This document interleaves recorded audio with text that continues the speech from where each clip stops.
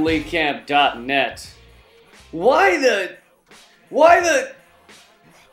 the fuck haven't we legalized marijuana yet? It lost its bid for legalization in California because they said it was a gateway drug. You've heard that one before, right? It's a gateway drug, it's a gateway. Gateway to what? People don't smoke pot and think they need crack. They smoke pot and think they need cheese. Cheese and a funny hat, alright? And if you want to say pot is a gateway drug, you have to also say alcohol is the gateway to pot, and alcohol is also the gateway to pissing on your friend's couch and vomiting in the back of a police car, which sounds a little more dangerous. So if you want to play this gateway game, you gotta say pot is the gateway to harder drugs, and beer is the gateway to pot, and back and back and back until you get to the original gateway drug,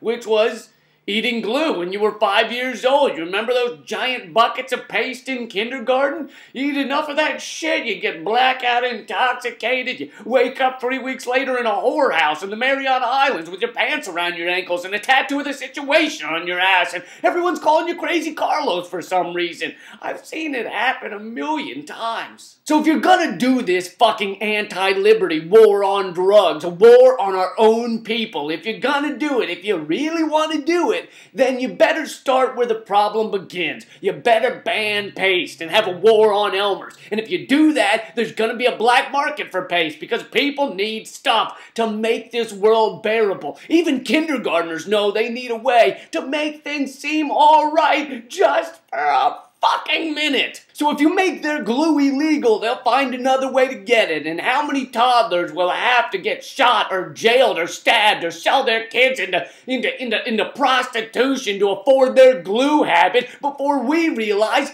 there's gotta be a better way? Huh? How many toddler families have to be destroyed?